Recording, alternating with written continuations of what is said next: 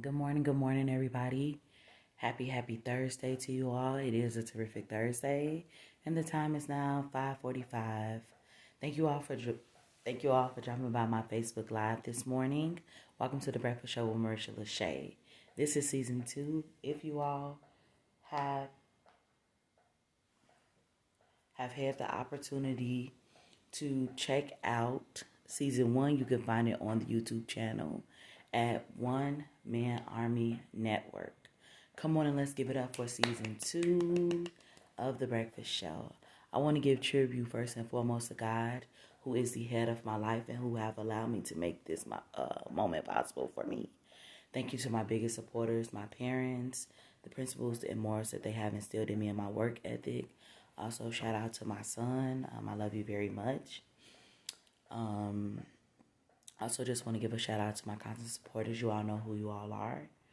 And yes, let me begin to introduce who I am. I am Marisha Morris. However, since I've been doing social media content, I have gone by the name Marisha LaShay, which was an idea from my father. I am the host of this awesome show. I'm originally from Chicago, and I'm checking in from the Windy City this morning. You never know where I'm checking in from, so please just stay tuned. What is the Breakfast Show with Marisha LaShay? This is the part where I give you guys the background of the actual show itself, what it was created to do, and what is it all about. Well, this platform was created to engage an audience worldwide with thought-provoking questions to encourage open dialogue to gain insight on multiple perspectives on a question or a statement. Today is day 29 for the Breakfast Show, and then it will be in effect for the next day or so. So welcome, and I hope that you join this journey with me over the course of time. Now for the next part of the show, when we do our quick check-ins, this is when we are checking on our mental health day by day. When we are doing a quick check-in, it is based on a scale 1 through 10. 1 being the worst day of your life and 10 being the best day ever. Today I am on 100, mainly because it's almost a weekend. And I'm just excited. It's been a pretty productive week. And yes, I'm up and I've been at it. So that's the way that I feel. That's why I feel the way that I feel. Also, if you feel led to go ahead and comment below with your numbers, telling me how you feel and why you feel the way that you do, please do so. Also, please feel free to add your 2 cents in on today's topic or throughout the show. So most of the time you're going to drop your numbers when you're doing your quick check-ins. And when we have the question is, and that's when we examine the content for today. So our content for today is going to be,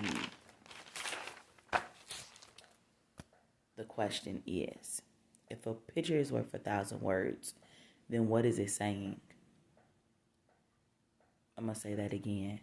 If a picture is worth 1,000 words, then what is it exactly saying?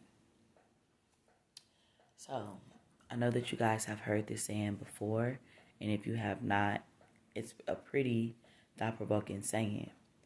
So, let me jump right on in. Did you know that the first picture that was ever taken was taken in 1826 by Joseph Nefor? It was captured using a technique known as heliography. The picture was taken of his estate in Burgundy. All right. Also, in 1838, the first person to capture a photo of a human was Louis Daguerre. Daguerre.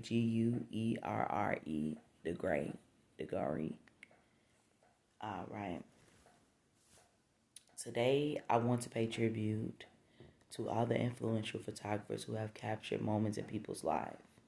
You have Robert Capa. You have Arsenal Adams, Haroe Cartier, Richard Avedon, Dorothea Lange, Annie Leopold.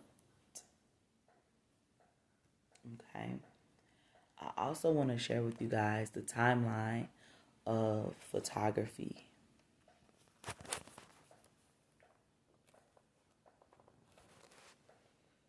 Okay, I gave you guys some quick facts in the beginning, but in photography has been taking place between the 4th and 5th centuries BC. It ranged all the way back to 1814. Joseph Nicephorus achieves first photographic image using a camera obscura.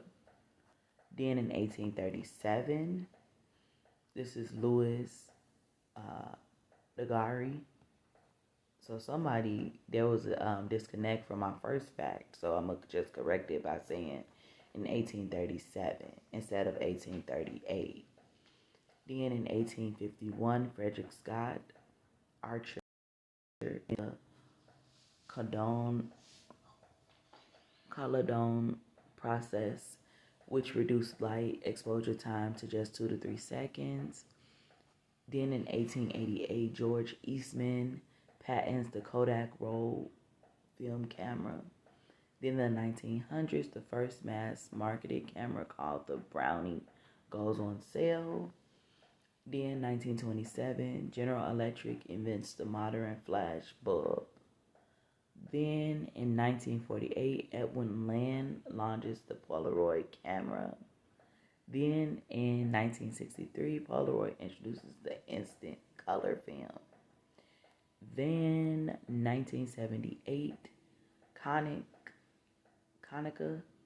introduces the first point and shoot autofocus camera. And then in 1984, Canon demonstrates the first digital electronic still camera. So photography dates all the way back to 1814, all the way until today. How we can easily use the Polaroid camera, a Canon, and all these other options of photography. Now that we could take it all the way from on our tablets and on our phones and take great pictures. However, when a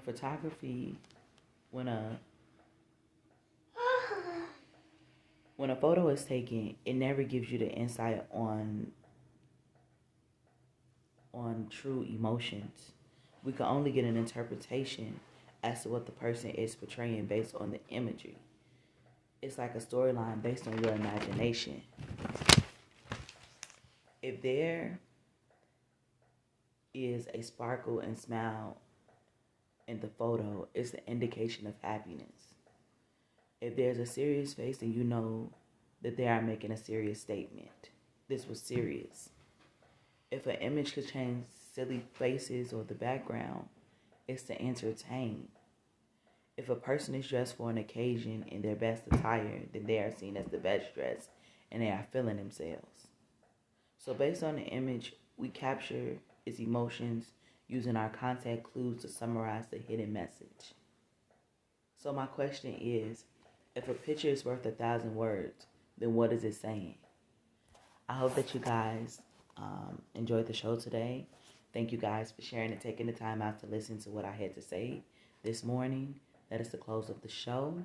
I hope that you guys will tune in later on today or even on tomorrow. I'll definitely see you guys tomorrow on The Breakfast Show with Marisha LaShay.